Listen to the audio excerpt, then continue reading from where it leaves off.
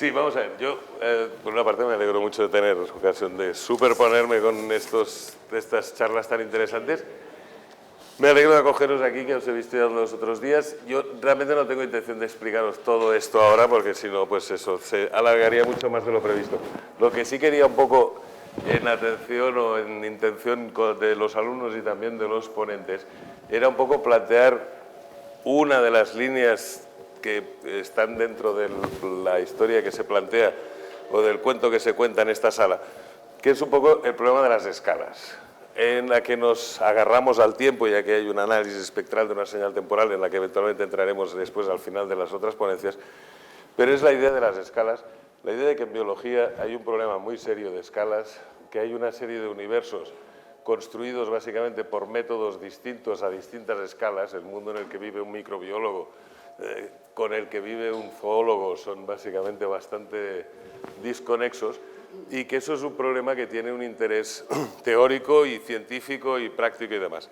Entonces, una de las ideas en las que he estado trabajando yo durante un montón de años y que es parte de la historia esta, es que el sitio donde hay unos métodos para hablar de escalas que resultan muy operativos y muy manejables es cuando hablamos de turbulencia.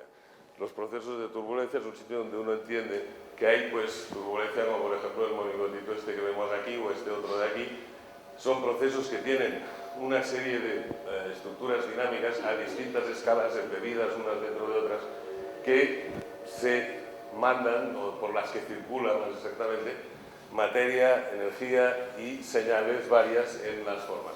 Entonces, si nos vamos acercando al entorno biológico, en el fondo eso no deja de ser una forma de turbulencia más compleja en la medida en que hay distintos líquidos de distintas densidades, distintas fases y además aparecen unas relaciones a larga distancia, lo que llamarían los físicos long range correlations, que son, por ejemplo, si vemos pues, en las imágenes de aquí atrás, lo que se puede observar cuando uno ve una mitocondria, que por una parte tiene una estructura determinada en ese punto y en ese lugar del espacio, pero a la vez esa mitocondria está unida de una forma sin discontinuidad con un proceso de miles de millones de años, que es el que ha inscrito las formas químicas que hay en esas paredes mitocondriales. Entonces, la idea un poco es el intentar utilizar la oportunidad de estar hablando con expertos de unos procesos subcelulares en los que hay un trajín muy sofisticado de señales y de estructuras a distintas escalas, para ver cómo se podría referir uno a esos procesos en términos un poco de estructuración de señales y de procesos en relación con procesos a otras escalas, que es uno de los temas en biología. Con lo cual, dejo el flor o la sesión a los colegas celulares que nos van a contar seguro, y apagamos el sonido, y después cuando se acaben las ponencias podemos meternos más en faena con esta historia y más en detalle. Será muy interesante mirar estas ideas a lo que aquí se va a hablar. Bueno, tenemos con nosotros hoy el lujazo de tener a Joaquín Nopazo, que es ahora mismo director de la unidad de bioinformática del CNIOS, del Centro Nacional de Investigaciones Oncológicas, y está ahí desde el año 2000. Pero anteriormente, bueno, ha estado trabajando en la Glaxo Wellcome, en la TDI, antes en el Centro Nacional de Biotecnología, la Universidad de Pensilvania, y muy en sus orígenes postdoctorales en el INIA, ¿no? Sí. En el año 90. Por ahí, de nuestro señor. Sí, y desde que empezó a trabajar como estudiante de doctorado, trabaja en bioinformática. ¿Tú hablaste con Andrés Moya? Sí. Por eso, porque Andrés Moya, que hemos tenido aquí 2 días, y has estado también con Alfonso Valencia en algún momento en el CNV. No realmente, hemos estado y seguimos en contacto. Pero bueno, estamos todos dentro de la misma sopa, me parece. Sí. Bueno, Joaquín tiene una bibliografía extraordinaria, casi 60 premios internacionales, tanto nacionales, libros, etc. Y bueno, hoy nos va a hablar de genómica funcional, porque es apasionante todo esto que hemos oído, por lo menos biólogos de los microarrays, ¿no? Que nos va a explicar cómo se puede estudiar simultáneamente la expresión de decenas de miles de genes. ¿Qué información podemos sacar de eso y cómo manejarla? Así que bueno, yo no tengo más. Cuando quieras. Vale, pues muchas gracias. La verdad es que me quedé impresionado por la presentación Todo eso es sobre las escalas y estas cosas. Realmente la charla va realmente de un problema filosófico en el fondo, y si queréis verlo así va de un problema de escalas también. Un poco la frase esta, lo que quería decir, lo que quería expresar era que, nos guste o no, tenemos metodologías, y cada vez están más extendidas, que nos producen muchos datos. Un volumen de datos a una escala a la que realmente no estamos acostumbrados. Y eso es bueno y es malo. Es bueno porque nos permite hacer nuevas preguntas que antes éramos simplemente incapaces de hacer, pero tiene una parte negativa, y es que realmente no estamos acostumbrados a hacer ese tipo de preguntas. Pero veremos un poco por qué. Esto sí. Sí, el botón de la derecha. ¿Pero tú no lo tienes? Ah, no, esto no. Bueno, ¿puedo usar el puntero digital? Bien. Desde un punto de vista reduccionista, que es... gracias. Desde un punto de vista bastante reduccionista, que es un poco lo que tenemos en la cabeza, estamos acostumbrados a hacer, nosotros estamos acostumbrados a pensar en el fenotipo y unirlo al genotipo, ¿de acuerdo? Lo cual es muy... si excluimos lo que fuese el componente ambiental, realmente es así, ¿de acuerdo? Lo que pasa es que no es tan fácil. Estamos acostumbrados a pensar de una forma muy reduccionista, debido esencialmente a que hemos trabajado de una forma muy reduccionista. Hemos trabajado con genes aislados. No por nada, sino porque tecnológicamente no podíamos hacerlo de otra manera. Ahora tenemos genomas. Podríamos pensar que podemos llegar por la misma ecuación a ser capaces de predecir lo que son, o de llegar, al menos intelectualmente, a lo que son los fenotipos. Sin embargo, vamos a analizar un poquito los pasos que hay entre medias y veamos que realmente no es tan fácil.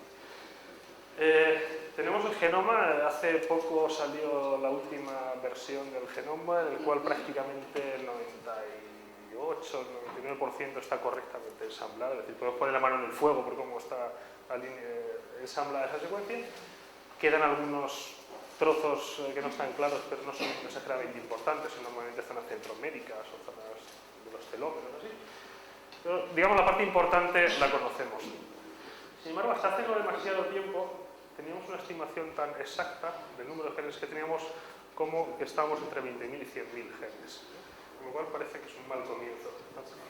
Actualmente, pues sabemos que tenemos de orden de 20 tantos mil, de 20 y pocos mil. La última anotación que vi en Ensemble, que es está ahí el ensamblado del Golden Path, hay unos 27.000 genes anotados, probablemente algunos de ellos sean pseudogenes. En fin, el número tiende a estar por ahí.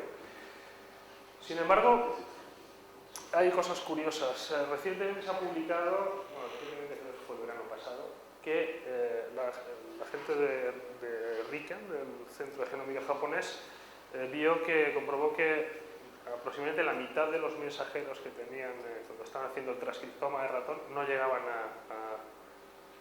a proteína, no llegaban a producto génico.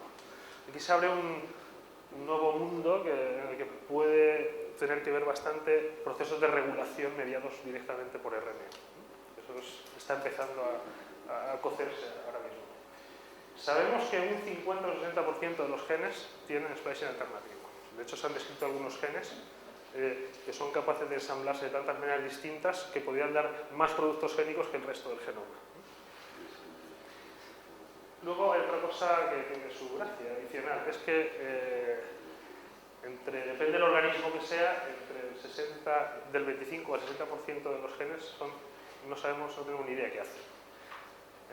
En el organismo, o los organismos mejor caracterizados, como pueden ser Escherichia coli o levadura, pues hay un 25% de los genes, que es una cuarta parte de los genes, no es un número desdeñable, que no tenemos ni idea qué hacen. Y eso es porque o bien no tienen ningún homólogo en la base de datos, o bien los homólogos que tienen en la base de datos son gen de función desconocida. Cuando nos vamos a otros genomas, el genoma humano estamos alrededor del 50, 40 y muchos por ciento de función desconocida. Si nos vamos a otros genomas como arroz, por ejemplo, pues vamos a tasas del 60%. O sea, tenemos un desconocimiento bastante grande de qué es lo que están haciendo los genes. Y cuando hablo de qué están haciendo los genes, me refiero a un conocimiento muy naif de qué están haciendo los genes. Nos referimos a ese tipo de funciones que uno asigna a la estructura. Es decir, este gen es una enzima, este gen va a pegarse al DNA. Es decir, son descripciones funcionales muy simples. La función realmente, aparte de que físicamente en último término depende de la proteína, realmente esa función ocurre si estos genes se expresan en el sitio exacto, en el momento exacto y en la dosis exacta. Si no, pues en el mejor de los casos tenemos una enfermedad o nos morimos. ¿Qué es lo que ocurre? Actualmente podemos hacer este tipo de medidas. Actualmente somos capaces, tenemos un montón de datos sobre genes. Podemos obtener datos de expresión. Actualmente la técnica de los microarrays es un poco la que me voy a centrar porque es un poco el paradigma de lo que es la genómica funcional. Pues nos permiten medir la expresión, en caso, por ejemplo, de levadura, de todo el genoma. Podemos ver exactamente cómo reacciona todo el genoma de levadura, todos los genes codificados en el genoma de levadura a unas ciertas condiciones, o un mutante, qué genes tiene activados y qué genes no tiene activados, etc. Es decir, podemos hacer estudios funcionales a nivel genómico. Yendo más allá, la función realmente se hace, como comentaba, tiene lugar cuando estos genes se expresan en el sitio exacto, en el momento exacto y en la dosis exacta, pero no lo hacen solos, se hacen en cooperación con otros genes. Y aquí tenemos una intrincadísima red de relaciones entre los genes, de interacciones. Interacciones que pueden ser transcripcionales, que pueden ser proteína-proteína, y estas interacciones proteína-proteína pueden ser puras señalizaciones o pueden ser agregaciones, que estos genes se agregan en complejos para hacer funciones o porque trabajan de esta manera. Y además, en muchos casos, estas funciones no las hacen, aparte de los procesos de señalización, se hacen de forma cooperativa. Es decir, un gen le pasa un producto a medio acabar a otro, que hace algo, que vuelve a hacer otro, etc. Y luego, sobre todo esto, tenemos que poner más la variabilidad. Cuando hablamos de genes, pensamos en el gen, digamos, en el prototipo de gen, pero hay una enorme cantidad de polimorfismos. Actualmente hay unos 4 millones de polimorfismos de nucleótido simple, o SNPs, mapeados en el genoma. Eso significa que aproximadamente cada 300 nucleótidos como media tenemos un polimorfismo, es decir, hay algún humano que en algún sitio puede tener una posición polimórfica ahí. Y las estimaciones son que hay del orden de 10 millones de SNPs. Es decir, estamos cuajados de polimorfismos.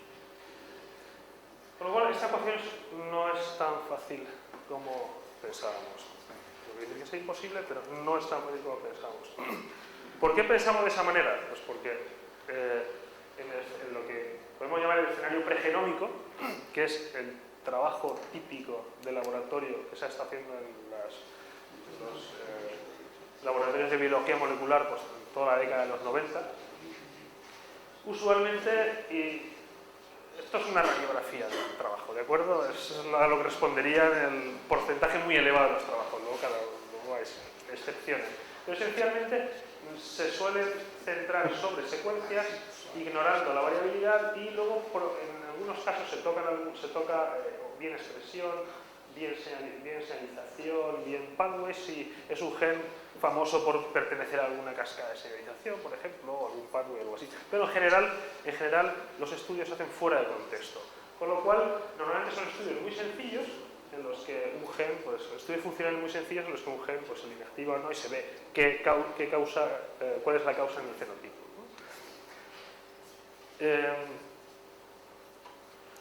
¿Qué es lo que ha causado eso? Lo que ha causado eso es que nuestra forma de entender los problemas funcionales y las herramientas que se han desarrollado para analizar estos problemas funcionales y los algoritmos que se han desarrollado están basados en este tipo de estudios. Entonces, habitualmente lo que tenemos es trabajamos con una secuencia, una cierta información sobre esa secuencia y obviamente tenemos información de otras secuencias en bases de datos, funciones o funcionalidades de esas secuencias. Hemos desarrollado algoritmos para entender qué hace esta secuencia y ayudarnos a entender qué hacen estas secuencias. Hemos desarrollado algoritmos que nos permiten buscar otras secuencias que, digamos, a nivel de similitud global son parecidas a esta, o secuencias que tienen alguna propiedad en común con esta, ¿de acuerdo? O sea, a partir de nuestro dato podemos obtener más datos. Hemos desarrollado algoritmos de alineamiento que nos sirven para definir zonas conservadas y zonas variables, que son muy importantes en el sentido que nos permiten hacer estudios teóricos funcionales o prácticos en los que podemos ver cuando tenemos proteínas que hacen funciones distintas, podemos determinar cuáles son las partes distintas a las cuales podemos adscribir esa función, o viceversa. Cuando tenemos proteínas muy distintas que están haciendo algo en común, podemos definir cuáles son esas zonas comunes y probablemente ahí resida esa función. Y eso es algo que se llaman motivos funcionales, los cuales podemos utilizar a su vez para repescar nuevas secuencias que, aunque no sean muy parecidas a nivel global, sin embargo sabemos que tienen esos motivos funcionales y por lo tanto sabemos que están realizando esa función.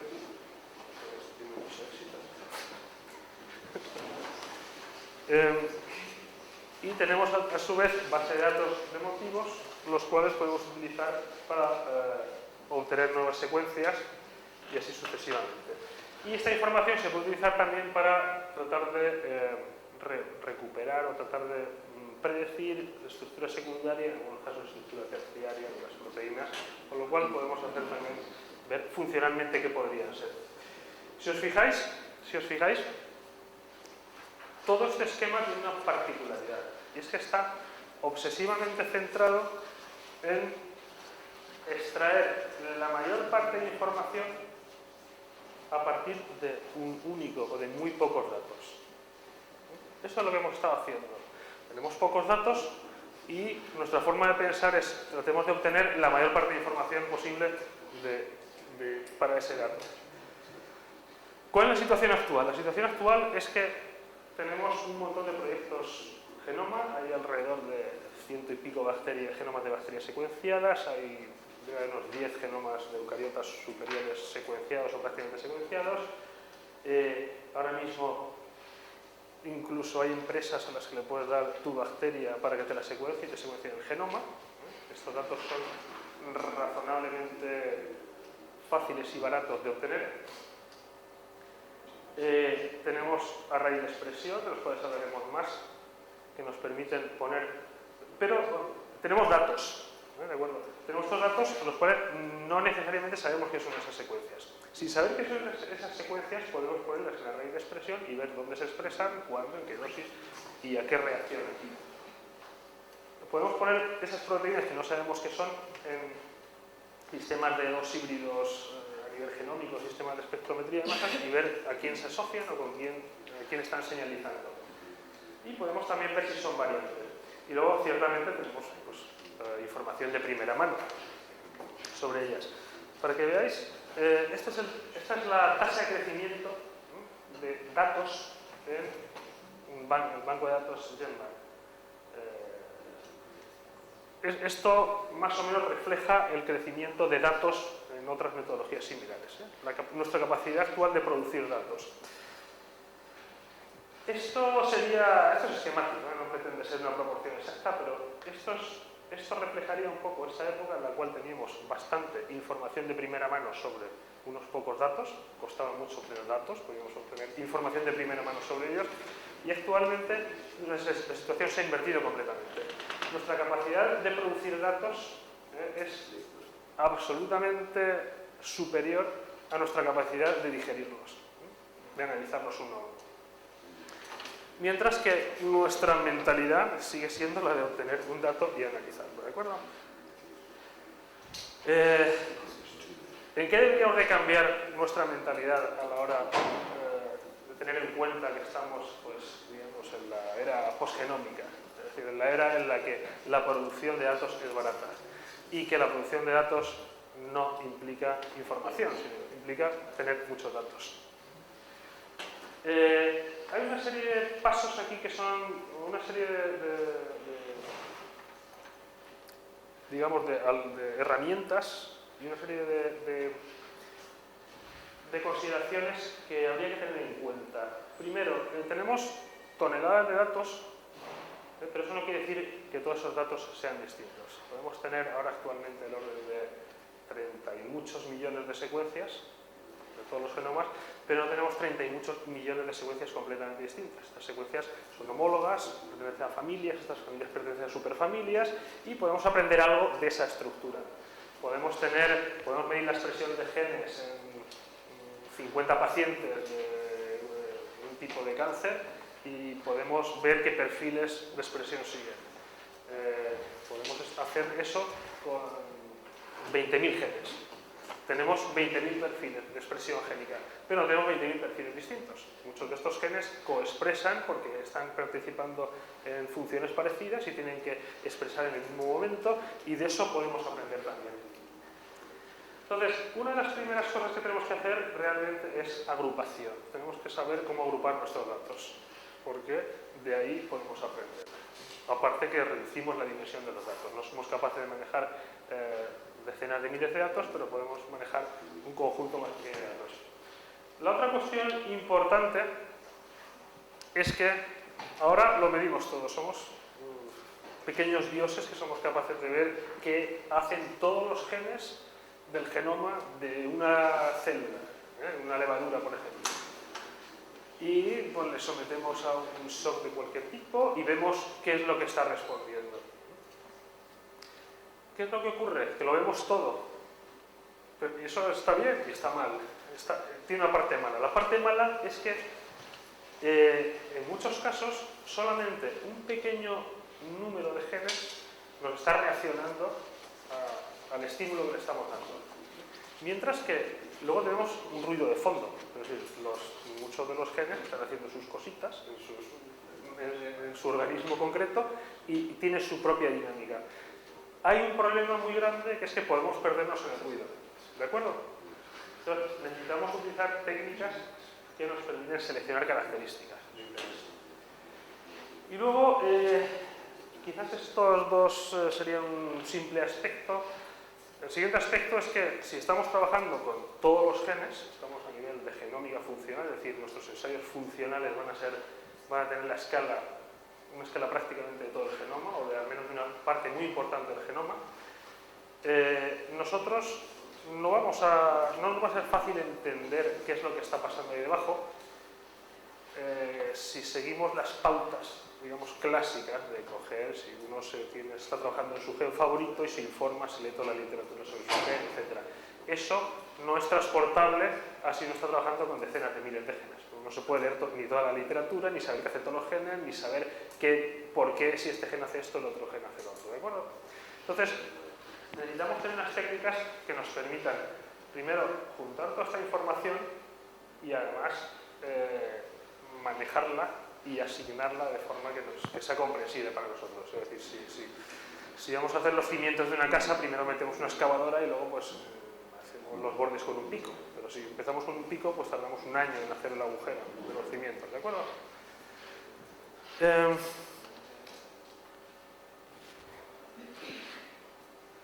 Esto es un poco una de las nefastas consecuencias de la genómica funcional, es que ha llegado en algunos casos a que la gente se haga planteamientos con trampa. Me explico. Usualmente, esta es la típica pregunta siguiendo lo que es el método científico, es decir, uno se plantea una hipótesis, hace un experimento y si el experimento le confirma la hipótesis, fenomenal, puede desafiarla de otra manera y si el experimento se la contraría, pues tiene que rehacer su hipótesis, ver dónde le ha fallado, etc. Preguntas típicas. ¿Está el gen X, participa en el procesado de la glucosa? Pues sí o no. Esa sería una cuestión fácil. ¿Qué es lo que ocurre con métodos en los cuales podemos obtener datos a nivel genómico? Que es muy fácil ver qué pasa mirar cosas, o sea, hacer experimentos, ver qué pasa ahí y entonces hacer una pregunta ad hoc, ¿no? Es decir, anda, me encontrado este grupo de genes que se disparan cuando yo pongo esto. Anda, son tales genes. Entonces, uno cuando escribe el artículo, pone la pregunta que ha sido generada a posteriori, la pone delante como si hubiese hecho eso. Y eso no es cierto. Esto es lo que se llama, en estadística, una expedición de pesca. O sea, y luego os demostraré cómo se hace una expedición de pesca. Y las preguntas entonces conceptualmente serían del estilo de ¿es que hay algunos genes que están haciendo algo? Pues sí, la respuesta es sí, seguro que hay algunos genes que están haciendo algo. Pero eso no es una pregunta lícita. Si buscamos, en muchos datos encontramos cosas. El que esas cosas sean relevantes o no es lo importante. Luego, la forma de hacer las preguntas tiene que ser distinta. ¿Aquí de acuerdo? Y volvemos, es una vez más una cuestión de escala, al final. No sé si estáis familiarizados con la técnica de microarrays. ¿Sí? ¿No? ¿No sabéis? ¿No contestáis? Voy a centrarme sobre todo en microarrays porque es quizás la técnica más sistematizada y que más se utiliza en genómica funcional y nos permite hacer experimentos de genómica funcional. Realmente no es nada conceptualmente nuevo. La técnica esta microarrays consiste simplemente en una hibridación. Es decir, tenemos una sonda y la hibridamos para ver si tenemos un cierto mensajero. Y de la intensidad de la hibridación vemos que hay un mensajero. Lo que es nuevo es el formato. O sea, realmente no hacemos una hibridación, sino podemos hacer decenas de miles de hibridaciones. Esto es un microarray. Estos son dedos humanos. En las escalas esto es un porta. En un porta podemos poner ahora del orden de 40.000 puntos, 40.000 sondas. Obviamente, si puedes poner 40.000 sondas, no pones 40.000 genes. Primero porque no tienes 40.000 genes, pero aunque los tuvieras, pones duplicados, pones controles, etc. Pero realmente existen SIR de genoma completo, incluso genoma humano completo. Se puede hacer en 2, se puede hacer con técnicas más avanzadas, hay distintas metodologías.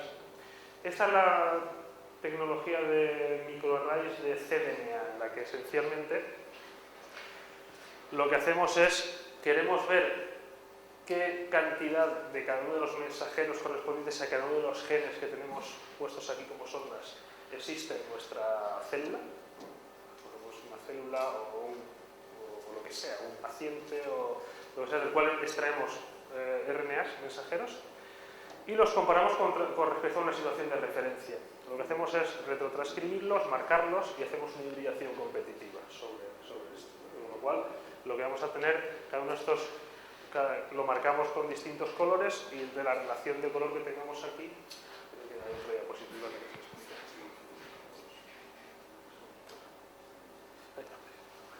De la relación de colores que tenemos aquí, lo que realmente nos está dando cuenta es de la relación de un mensajero con respecto a otro, ¿de acuerdo? O sea, podemos ver qué proporciona es, si ha aumentado o ha disminuido con respecto a la condición de referencia. Hay otras metodologías que permiten, la de Affymetrix, que permiten hacer medidas directas, ¿de acuerdo? Esta simplemente es la que más usamos aquí. Entonces, partimos de que podemos medir la cantidad relativa de un mensajero con respecto a otro. Y eso lo podemos hacer con todos los genes. Esto nos abre pues, un universo de posibilidades.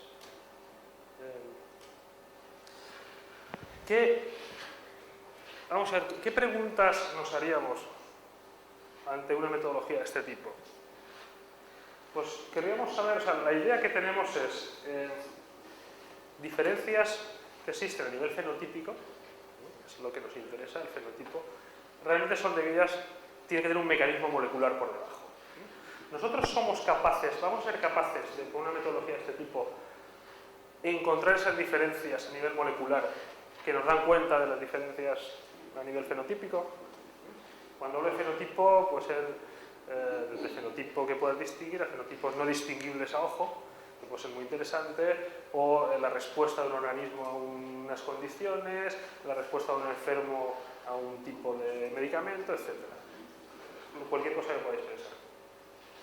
Entonces, lo que nos tenemos que preguntar es, primero, ¿realmente la técnica es sensible? Es decir, ¿podemos distinguir entre estas clases o estas variables fenotípicas utilizando los valores que sacamos de esto.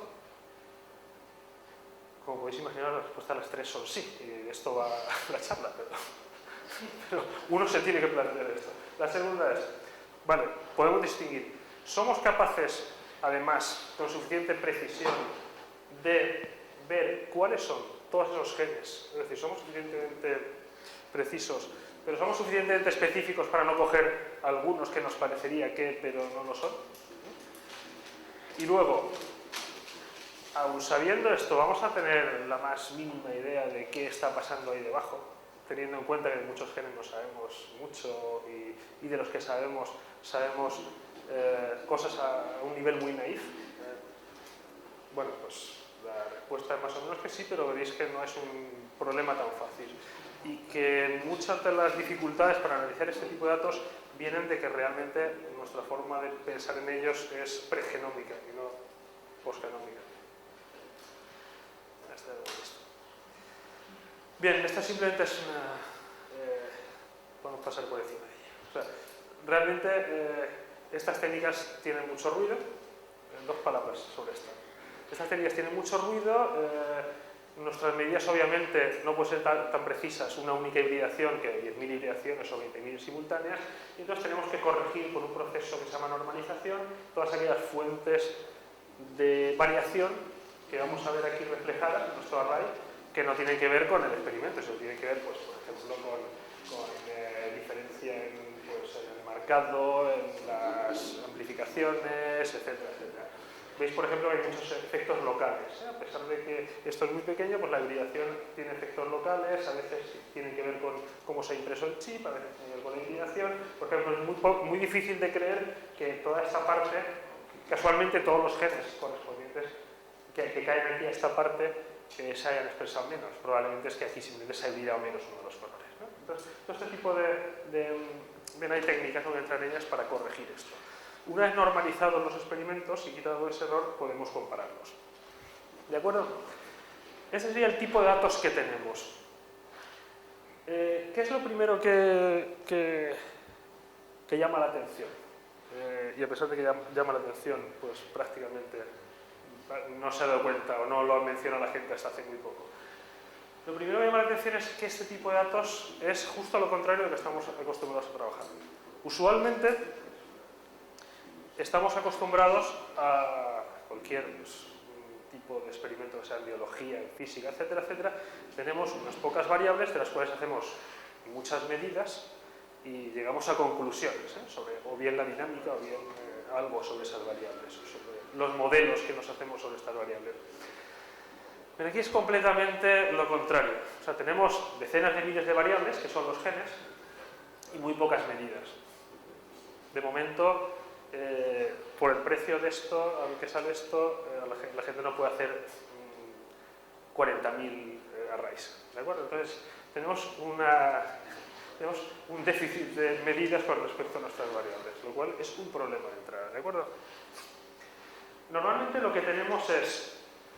O sea, esto no es un chip, esto es una representación simbólica de una serie de experimentos. Cada una de estas columnas correspondería a un chip puesto así,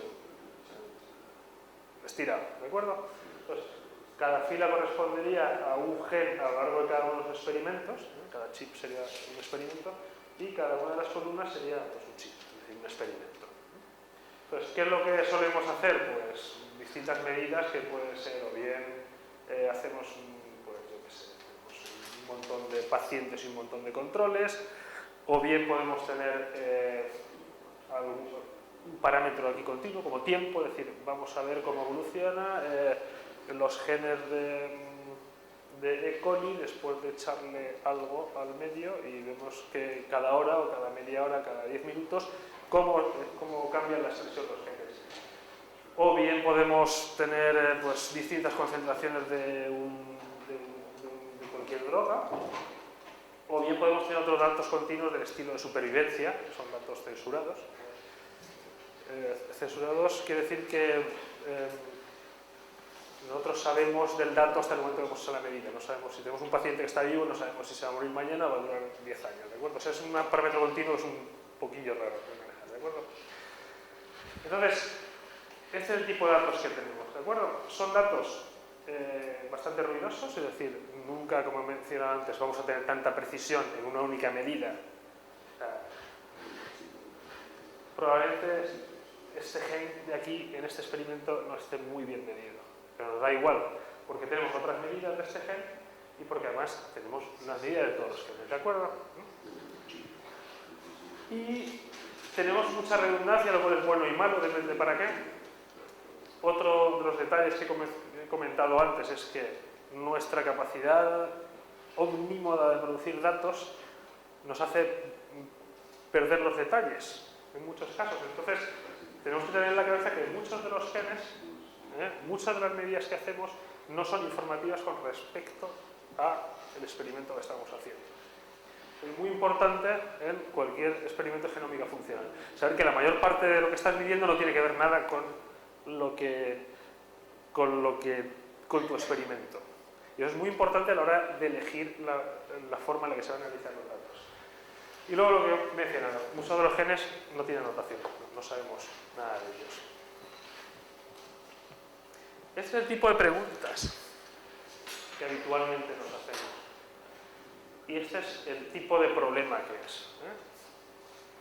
No voy a entrar en esta última parte, pero esencialmente tenemos problemas supervisados y problemas no supervisados. Problemas no supervisados es cuando no tenemos ni idea de lo que estamos buscando y buscamos algo. Es decir, por ejemplo, yo mido la expresión de los genes, de todos los genes de levadura a lo largo de todo un ciclo celular y yo quiero ver qué genes me coexpresan, es decir, qué grupos de genes a lo largo del ciclo celular, cuando uno se activa, el otro se activa, cuando este se desactiva, el otro se desactiva, etc. Tienen los mismos patrones de expresión. Porque probablemente esos genes estén participando en procesos biológicos similares. Bueno, yo puedo aprender de ellos simplemente mirando su coexpresión. Eso es un problema no supervisado, porque yo no sé de antemano, no tengo información sobre esto. Pero puedo tener un problema supervisado, que son los problemas, sobre todo, de mucho interés en clínica. Y es, yo tengo clases, yo tengo controles sanos y enfermos. Y entonces estoy interesado en ver qué diferencias entre los genes hay. Es decir, qué genes tengo expresados o reprimidos en los enfermos que no los tengo en los sanos. Con lo cual, yo puedo A, aprender sobre la enfermedad y B, utilizar esa información para hacer un predictor. Pero os cuenta que en algunos casos ese fenotipo es obvio y no haría falta medirlo. Bueno, perdón, esto es una pregunta supervisada porque yo sé de antemano cuando hago los experimentos quién es el sano y quién es el enfermo. Y esto es muy importante porque en algunos casos pues, el fenotipo es muy obvio, pero en otros casos el fenotipo no es obvio. Os voy a poner un ejemplo. Resistencia a una quimioterapia. ¿Cómo se sabe que en muchos casos que un enfermo no le hace ningún efecto una quimioterapia? Pues cuando después de estar dándole 2 meses la quimioterapia ves que no le hace ningún efecto. Y eso es sufrimiento para el paciente y probablemente acercarle más a un final fatal y es perder el tiempo. Un tiempo que puede ser precioso. Si tú tienes esa información, ese fenotipo que tú no lo puedes ver en el momento, o sea, que tú lo ves cuando ya es demasiado tarde, tú puedes ser capaz de detectarlo antes, por ejemplo. Entonces, en ese momento, esta información que aprendemos de aquí la podemos usar a posteriori para hacer ese tipo de detección, ¿de acuerdo? Luego hay un tercer tipo de problemas que es lo que se llama ingeniería reversa, que consistiría en reconstruir con experimentos de este tipo las redes de interacciones entre genes, o al menos de interacciones transcripcionales. Nosotros podemos plantear experimentos de forma en los que veamos que cuando un gen se activa, posteriormente activa o reprime otro, que posteriormente activa o reprime otro, y podríamos reconstruir esa red de interacciones. Cosa que antes era imposible si no tenemos una visión global. De todas formas, es un problema bastante complicado, aún no resuelto a este nivel y por lo menos a nivel global, y en el que no voy a entrar en estos momentos.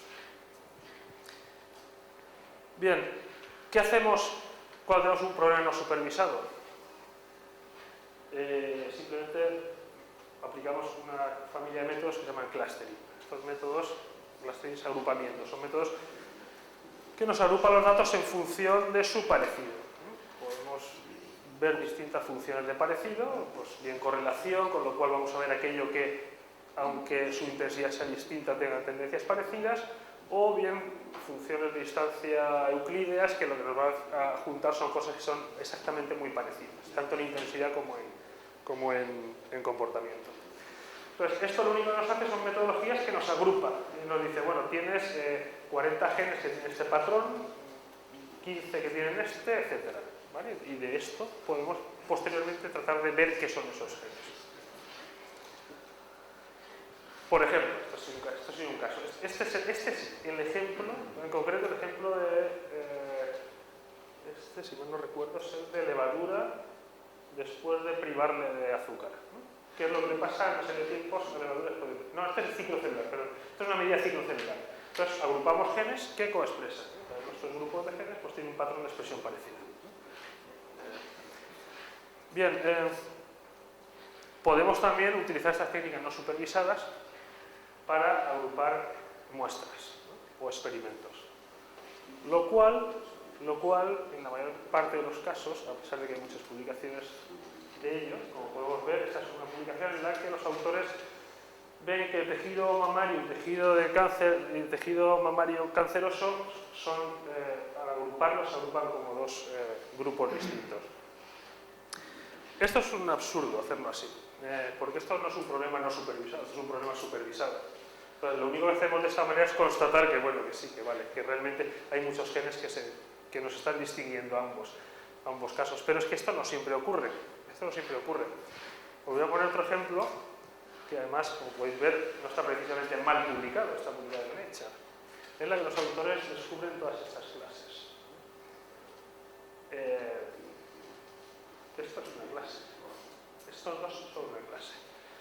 Bueno, a mí me parece un poco absurdo. O sea, realmente ahí no hay ninguna clase. Simplemente los autores saben que son esas clases, no les acaba de salir muy bien, pero las pintan. Y como es el grupo que es, pues publican en Nature. Si esto lo hubiésemos hecho nosotros, jamás hubiésemos publicado en ningún lado. Y de hecho, si pasase por mí como referí, tampoco pasaría. Entonces, ¿qué es lo que ocurre? Que realmente esto no es un problema supervisado. Digo, no es un problema no supervisado. Y como la mayor parte de los genes realmente no te están dando cuenta de estas clases, lo que estás sacando aquí no tiene que ver nada con tu realidad, ¿no? Y esto es una típica paradoja que ocurre en genómica funcional, o en general cuando uno maneja muchos datos. Si tú aplicas una técnica que realmente no tiene que ver con tu problema, obtienes resultados absurdos. Si publicas en Nature, te da igual, porque... pero quiero decir, realmente esto no es un buen trabajo.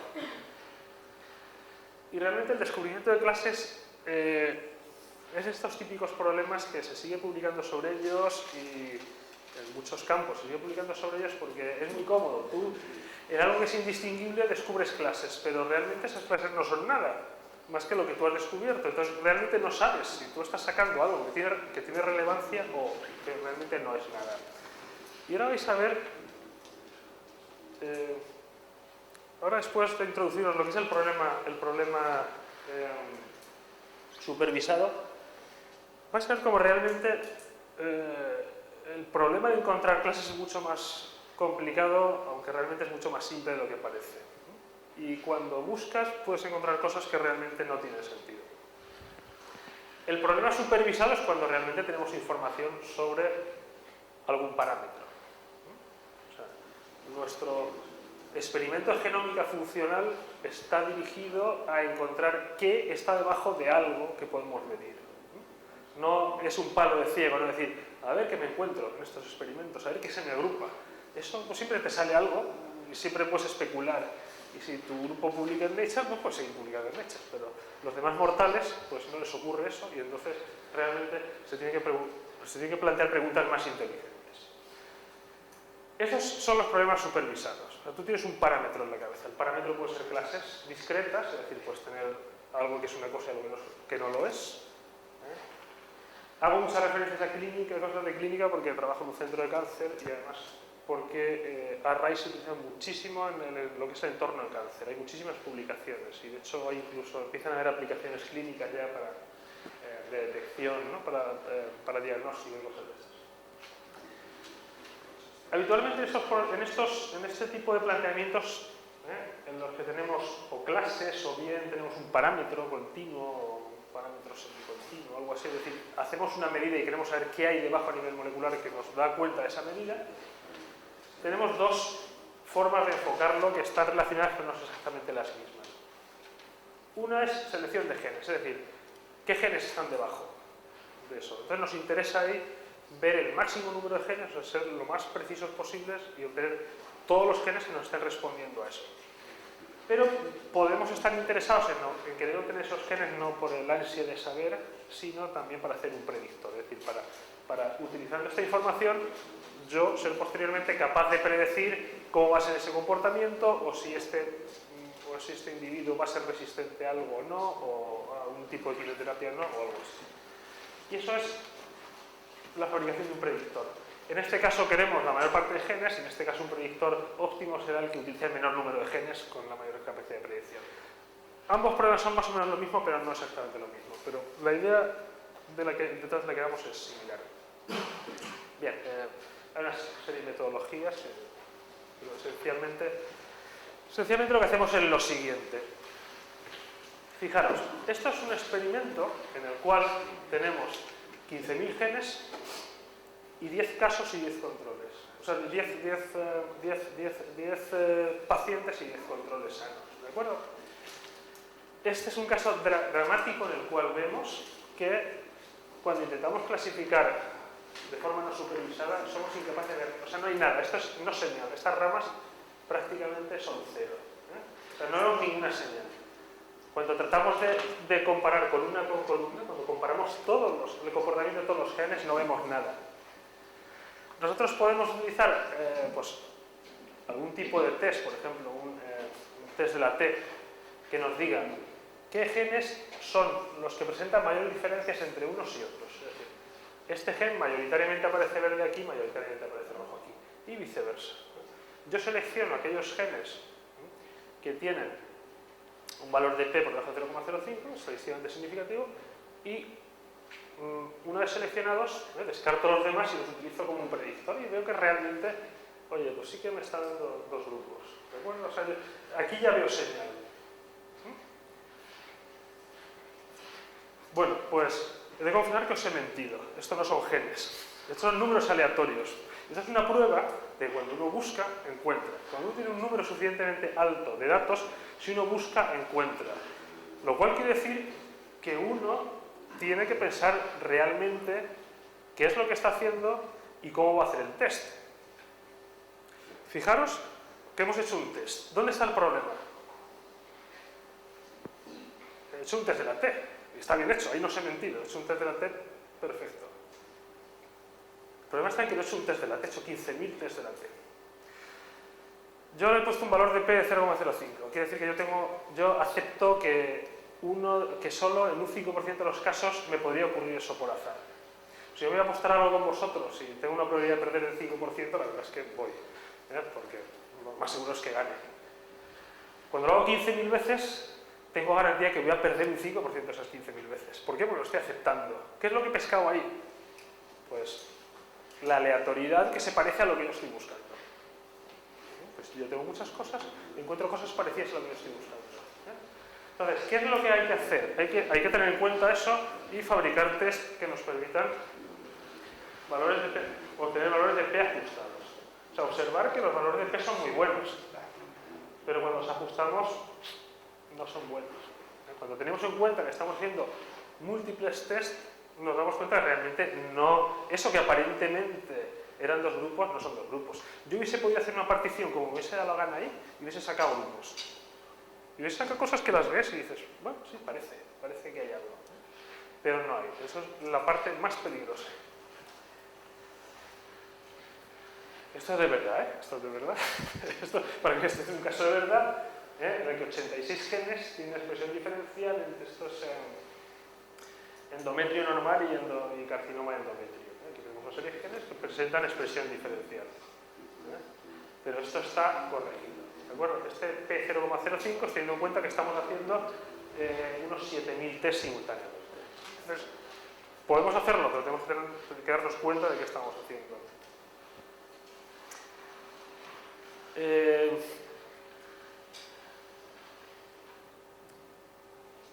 seleccionamos genes, y eso es una vertiente de lo que podemos estar interesados en hacer.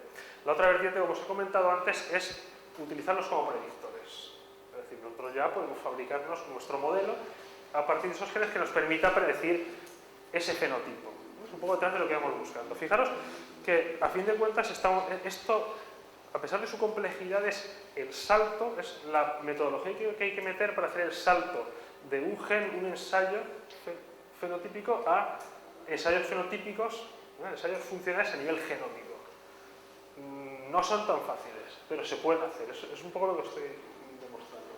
Entonces, ¿cómo funcionan normalmente estos predictores o, en algunos casos, firmas moleculares? La diferencia es una diferencia sutil, en el sentido de que una firma molecular es un predictor cuyos elementos tienen sentido biológico, es decir, un predictor que está hecho con genes. Un predictor en general lo podemos hacer no con genes, sino con combinaciones lineales de genes, con lo cual pues, pierde un poco de sentido. Es decir, si hacemos un análisis de componentes principales y luego utilizamos los componentes principales para hacer el predictor, pues nuestro primer componente principal es menos 0,07 el gen amilasa no sé qué, más 0,04 el gen no sé qué, y eso realmente pues, se nos escapa un poco el sentido biológico de eso. Puede ser un predictor estupendo, nos puede predecir perfectamente el comportamiento, pero realmente se nos escapa el sentido biológico. Si hacemos un predictor con genes, puramente eso es lo que se llama una firma molecular. Pero bueno, aparte de eso, olvidemos un poco eso. ¿Cómo lo hacemos? Pues lo que utilizamos es un clasificador y hacemos selección de genes, o bien hacemos selección de genes con el clasificador, con la idea de obtener al final un conjunto de genes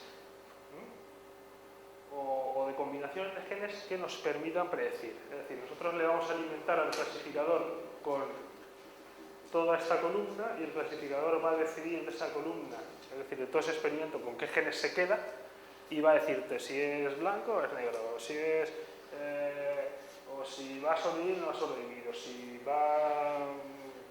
o cuántas horas va a pasar hasta que le pase algo, ¿no? Se va a predecir el fenotipo.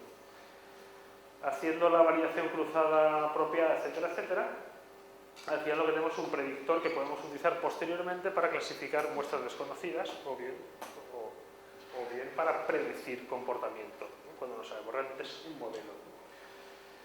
Esto de momento se hace de forma muy artesanal, no nos cuento mucho más porque realmente se hacen de muchas maneras y es muy artesanal. Hay gente que selecciona genes y luego utiliza pues, análisis discriminante o técnicas de inteligencia artificial como support vector machines o cualquier método de clasificador, o hay gente que utiliza el clasificador para hacer selección de genes y simultáneamente producir la clasificación. En fin, hay muchas formas de hacerlo, no es algo que esté establecido. Digamos que tardará un par de añitos la gente en utilizar una serie de metodologías más o menos estándar, pero se puede hacer, ¿de acuerdo? De hecho, se ha comercializado este año ya una primera aplicación en la que lo que hace en Holanda, en la que con un array pequeño lo que hacen es un tipo de cáncer de mama en el cual hay gente que después de cirugía no necesita tratamiento. Hay gente que sí necesita tratamiento y gente que aunque le des tratamiento no le sirve de nada. Entonces, en ambos casos, en los que o no necesitan tratamiento o no les va a servir de nada, la idea es no darles tratamiento, pues en un caso para evitarles sufrimiento y en otro caso también, porque es innecesario, ¿no? Y eso se predice con un chip, ¿de acuerdo? O sea, es un clasificador y funciona, y lo han aprobado las autoridades sanitarias, o sea, que realmente tiene utilidad. Bien, esto es respecto a la última parte de la que he hablado, que es cómo manejamos la información, ¿no? Es decir, nosotros ya sabemos, tenemos nuestros datos, tenemos nuestro problema supervisado o no supervisado, y entonces lo que nos dan al final, una vez tenemos organizados nuestros datos, hemos hallado qué es aquello que expresa diferencialmente entre nuestras condiciones o está relacionado con nuestro parámetro, queremos saber qué son esos genes. Entonces lo que nos dan habitualmente los programas es, haces clic y te va a algún sitio en el cual tú puedes obtener toda esa información que haya en internet, en la literatura, etcétera, etcétera, etcétera. Eso es bastante molesto de hacer si uno por uno si uno tiene decenas de millones de genes. Entonces, aquí nos falta un paso intermedio, que es lo que se conoce como data mining. ¿Qué es el data mining? Pues es un conjunto de técnicas que lo que hacen es, de distintas maneras, recolectar la información que conocemos sobre todos estos genes y, grupo por grupo de genes, según lo podemos analizar de una manera o de otra, nos dice qué información de la disponible es característica de estos que los diferencia de los otros. Con lo cual, a vista de pájaro, nos dan información que nosotros podemos utilizar para luego profundizar en el grupo que nos interesa. ¿Estamos interesados en ciclo celular? Sí, pues estos son nuestros genes. No, pues nos olvidamos de estos. ¿De acuerdo? Hay dos grandes vertientes, digamos. Una es aquella que... Una es aquella que utiliza texto libre y otra es la que utiliza términos previamente comprobados, ¿no? En general por humanos, pero a veces pues, de forma automática. Y la idea es pues, tratar de hacer una asignación más o menos rápida de función y saber un poco qué es lo que nos pasa a nivel molecular. La usamos para comprender por qué los genes están difiriendo en su expresión.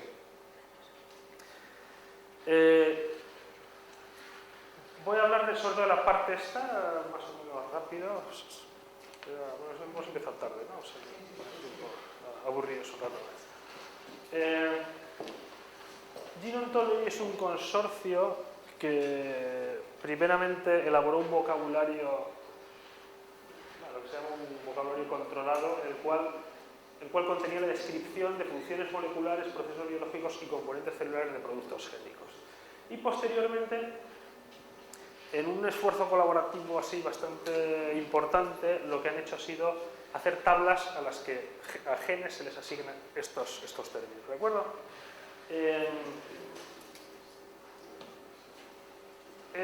Realmente estos términos en muchos casos son descripciones muy simples de lo que es las funciones o los procesos biológicos. O sea, no son descripciones detalladísimas, sino son una frase y en algunos casos una palabra, ¿no? Pero en muchos casos es suficiente como para hacernos entender, dejarnos entrever qué es lo que está pasando de abajo. Nosotros, bueno, la forma en la que lo hacemos nosotros es mediante un sistema que analiza estadísticamente, es el partido este que está en la página de Gene Ontology. De hecho, el sistema nuestro es de los más antiguos, como ves en la parte de herramientas está de los primeros. Y realmente lo que hace es, el tipo de problema que se plantea es el siguiente. Dados dos conjuntos de genes,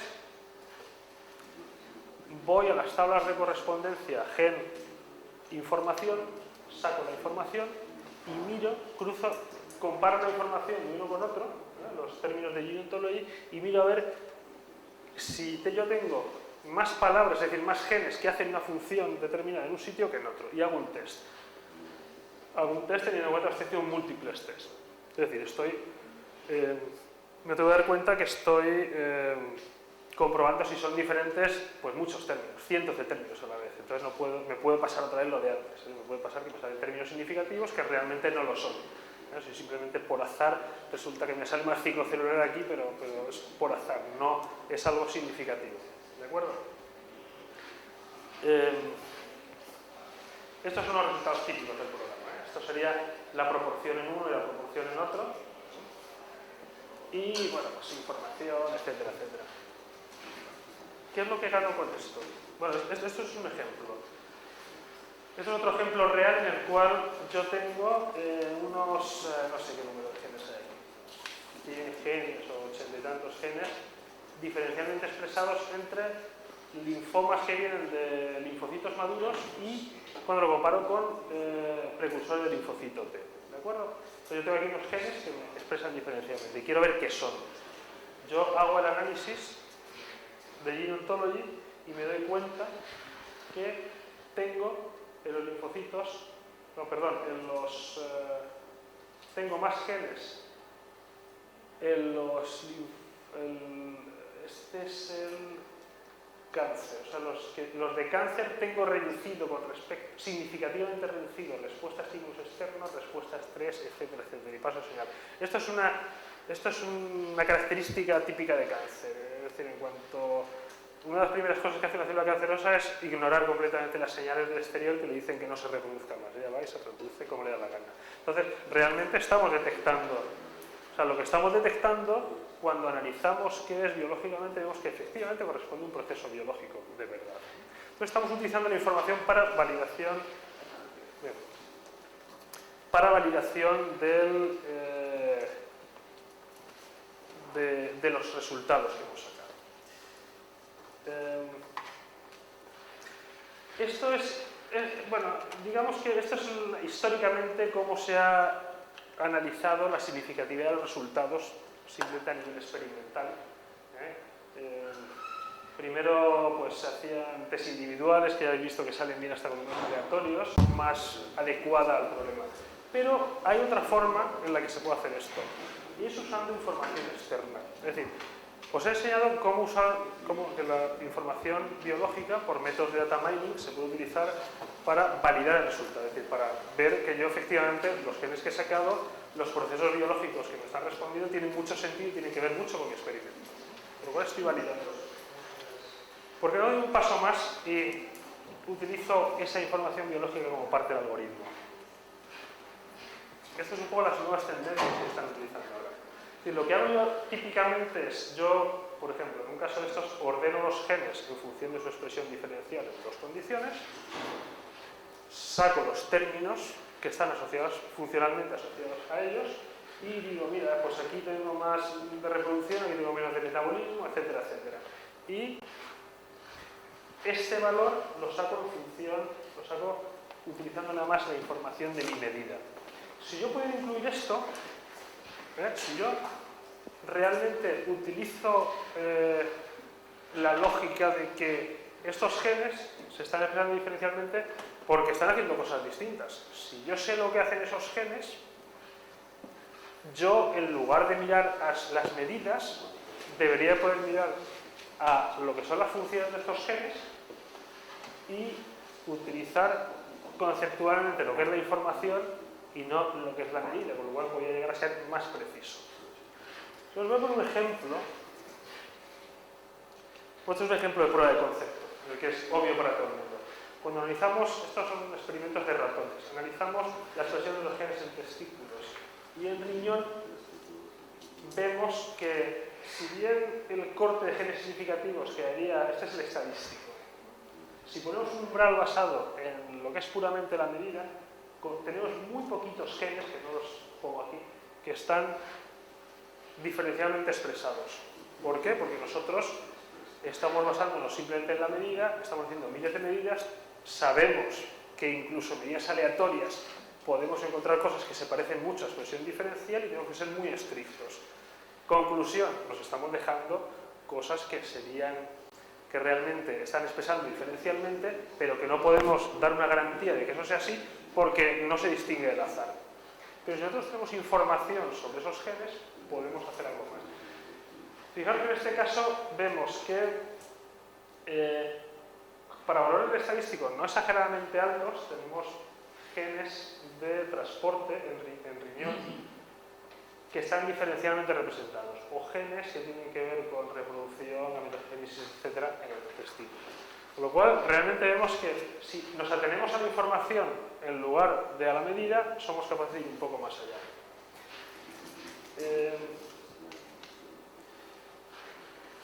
Esto es otra aproximación, ¿cómo se llama este? Gene Set Enrichment Analysis, que lo que hacen es analizar, cuando tú ordenas los genes por expresión diferencial o por lo que sea, analizan si un determinado pathway o un determinado lo que sea, función o lo que sea, está, digamos, uniformemente distribuido a lo largo de toda esa ordenación o está hacia arriba o está hacia abajo. Independientemente de que gen a gen no haya una expresión que tú puedas poner la mano en el fuego por él, tú sabes que todo ese pathway está ahí arriba, con lo cual sabes que, bueno, que informa, que probablemente todo ese pathway esté activado, aunque la información que tengas de la medida no sea suficientemente precisa como para darte eso. GSE, el método ese que os he comentado antes, este es un caso de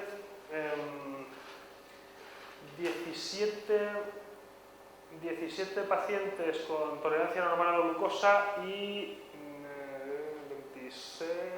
36 pacientes con diabetes mellitus y con intolerancia a la glucosa.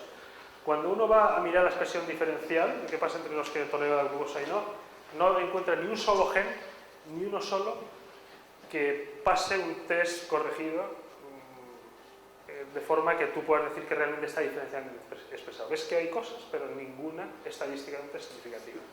Eso es así. ¿Por qué? Pues porque los valores que encontramos no son mucho más altos que los que nos da el ruido de fondo de los otros genes de los pacientes. Tenemos en cuenta que los pacientes, los hemos medido, vienen de su padre y de su madre, tienen sus propias cosas y a lo mejor uno es fumador, otro no, tal, y eso produce alteraciones en otros genes suficientemente altas como para que las que vemos nosotros no sean significativas. Es decir, se nos pierde en el ruido de fondo. Si hacemos el GSE, se detecta que fosforilación oxidativa es un pathway que está constitutivamente activado en los sanos con respecto a los enfermos. Es sutil esa activación, pero es clara. El método nuestro detectamos otros 4 pathways más.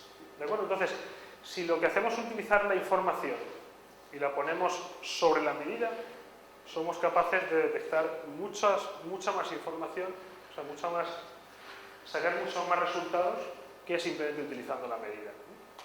Estas son cosas que están publicando ya ahora, quiero decir, en estos momentos. Probablemente esto en poco tiempo pues se haga dentro de un marco estadístico más apropiado, probablemente algo bayesiano, algún análisis bayesiano, pero actualmente está haciendo de forma más o menos heurística. Heurística es la palabra que utilizamos para decir chapuza, pero queda muy bien decir que es una aproximación heurística. Funciona, quiero decir, este tipo de cosas son estadísticamente significativas, o sea, no es mentira, pero no es la forma más correcta de hacerlo, ¿de acuerdo? Se puede hacer metodológicamente de forma más elegante. Pero lo que somos capaces de detectar es que, y con el método nuestro es un poco más, digamos, funciona mejor que el otro, es que además de fosforilación oxidativa, pathways de biosíntesis de ubiquinona, pathways de glicólisis y gluconeogénesis y aminoácidos y tal, están diferencialmente expresados, es decir, están ligeramente más expresados, funcionan ligeramente mejor en sanos que en enfermos. ¿No? Lo cual tiene bastante lógica. De hecho, todo lo que encontramos tiene bastante lógica. Esto es un poco el tipo... Bueno, esto es otra representación. Eso es el tipo digamos, de aproximaciones, lo os he enseñado hace un momento. Este es el tipo de aproximaciones que se están empezando a utilizar ahora, es decir, estamos empezando a mezclar. Fijaros que en 2 palabras, ya para acabar, estamos dando el salto de lo que sería el ensayo funcional de un gen a ensayos funcionales a nivel genómico. A plantearnos estudiar fenotipos muchísimo más complejos a nivel genómico y ver de todos los genes del genoma, de un gran porcentaje de genes del genoma que nos está dando explicaciones de eso. Para ello tenemos que utilizar unas técnicas que son esencialmente ruidosas y tenemos que aplicar un tipo de análisis que nos permita extraer la información de ahí. Y es bueno además tener capacidad de poner información que nosotros sabemos de antemano. Entre otras cosas porque algo de lo que hay que olvidarse definitivamente, y probablemente tú hablarás de ello después, es de ser capaz de hacer ensayos funcionales gen por gen de todos los genes. Eso es algo que de momento hay que descartar. Tenemos que hacer otro tipo de análisis que nos permita integrar toda esa información, ¿de acuerdo? Y un poco para que veáis que todo este tipo de cosas pues, son factibles, nosotros hemos desarrollado una serie de programas que responden bastante a algunas de estas preguntas, ¿no? Tenemos normalización y todo este tipo de antenas predictores, podemos construir predictores, podemos hacer selección de genes, clasificar equipos, etcétera, etcétera. Esto es España. Y selección de genes, etcétera. Es decir, hay una serie de procedimientos y además nosotros muchos de ellos los tenemos implementados en web que nos permite hacer este tipo de cosas. En pocas palabras que se están haciendo cosas realmente ya, ¿de acuerdo? Y esto es un ejemplo, ¿no? Esto está todas las herramientas las tenemos todas sobre web, están conectadas, es un poquillo de propaganda, ¿no? Pero esencialmente para que veáis que realmente se están trabajando en esto. Esta es una foto del grupo Un Día de Trabajo de Terribia. El CENIO, el fondo es el CENIO. Y bueno, más o menos la gente implicada en el desarrollo de estas herramientas son sobre todo Javier Herrero, como Javier Santoyo, la parte estadística la lleva más Ramón Díaz y la parte de también la lleva Fátima.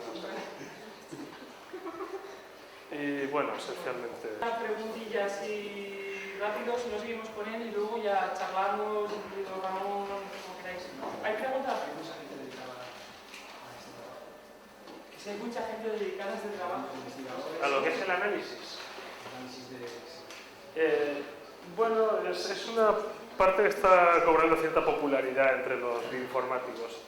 No hay muchísima gente que haga la parte estadística, eso realmente hay un déficit, porque el bioinformático clásico es una persona más de algoritmos y de programación, pero no de la parte de estadística. Entonces realmente hay un déficit bastante grande de estadísticos en estos momentos. En esa parte hay muy poca. O sea, estadísticos que biólogos, ¿verdad? ¿Perdón? Más estadísticos que biólogos. Sí, hay más estadísticos que biólogos, pero por alguna razón no hay mucha vocación entre los estadísticos para analizar datos biológicos de este tipo. Entonces, sí, no, realmente falta gente que haga una parte, digamos, rigurosa desde el punto de vista estadístico del análisis de estos datos. Eso falta. ¿Hay algo más por ahí? Yo siempre me la recuerdo con otro. No, yo siempre hago preguntas, desde que seguimos... Hay preguntas. Hoy como solo hay 2 conferencias, entonces no es un maratón como ayer, pues si quieres, y vosotros no teníais ninguna prisa de ir corriendo, si preguntamos ahora y se retrasa todo un poquito. Entonces vamos a ver, dos un comentario y una pregunta. Por una parte lo de la exponencialidad, esa que enseñabas al principio. Eso es interesante, pero no es realmente nuevo. O sea, hay un paper de Quetelet en 1876 demostrando que el crecimiento de la literatura científica en los últimos 10 años precedentes, o sea, de 1850, es exponencial y lo ha seguido siendo. Y de hecho, cualquier campo en un momento dado pega los tirones. Eso. La otra pregunta que veo yo un poco es ¿en qué sentido las técnicas que estáis aplicando son fundamentalmente distintas, aparte de que evidentemente trabajáis con un material distinto que tiene la ventaja de ser discreto de alguna manera, pero de lo que sería química analítica actual o astronomía o meteorología, o sea, donde tienes millones de datos, estás buscando múltiples variables, tratas de... O sea, ¿en qué medida esos métodos realmente no nos están contando nada acerca de la biología o nos están sencillamente explicando cómo se revuelve uno cuando tiene un trullón de datos y intenta averiguar cosas al respecto de ellos? Bueno, tú sabes que el redescubrimiento de la rueda es una característica de todas las ciencias y además repetitiva, es decir, se hace periódicamente, ¿no? Respecto a esto de la exponencialidad, ciertamente, pues siempre cuando uno mira a su periodo y un poquito antes y un poquito después, se sigue a ver tendencias exponenciales, lo cual es asombroso porque quiere decir que lo considerado lineal hace unos años era considerado el pico de la exponencial, ¿no? Realmente se están aplicando, o sea, bastante lo que cuento se está aplicando de forma novedosa. No es que sea, bueno, forma nueva en el sentido de que, lo que comentaba previamente, muchos de los análisis que se habían hecho, pues la forma en la que se había enfocado esto era, yo hago algo no supervisado, me fijo en 2 cositas y entonces hago mis pesquisas bibliográficas y hasta lo cual es desperdiciar datos.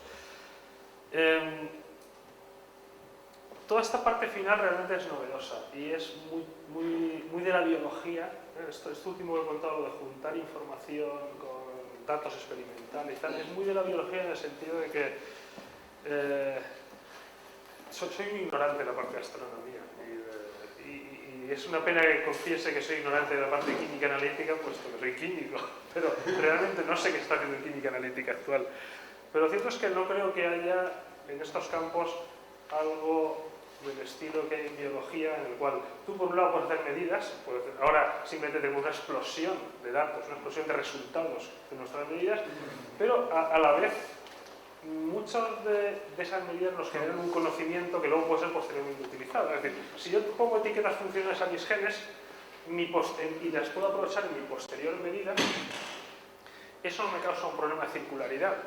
Es decir, yo no voy a ver siempre lo mismo. O sea, yo le pongo unas etiquetas y una vez me fío de esas etiquetas las puedo, esas etiquetas me refiero a ese, es decir, este gen es de ciclo celular, este gen está implicado en apoptosis y este gen está implicado en no sé qué. Eso lo puedo utilizar luego para mejorar la calidad de mis experimentos. Eso yo creo que es realmente novedoso en este campo. Quizás me equivoque, a lo mejor en astronomía hay algo parecido.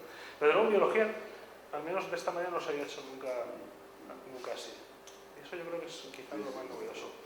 Luego, pues por otra parte, no es que sea nuevo, pero sí que se han desarrollado metodologías nuevas ad hoc para analizar este tipo de datos. Por ejemplo, el FDR, el Fault Discovery Rate, es una perversión benigna de un valor de P, un p-value, de forma que tú lo que estás trabajando ahí no es con el número de falsos positivos que aceptas, juegas con tu error tipo 1 y tipo 2, pero como proporción, no como número absoluto, con lo cual realmente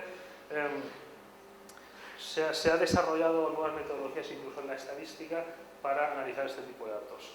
Pues tenemos que tener en cuenta que bueno, pues, eso que comentaba antes, que tú puedes, hasta datos random, puedes ver particiones. Entonces, tienes fluctuaciones tan grandes que muchas veces tienes que aceptar un cierto tipo de error, etcétera, para saber que coges suficiente información. Entonces, por eso es muy bueno ponerlo con la información que tienes de antemano para asegurarte que efectivamente lo que estás encontrando tiene sentido, ¿no?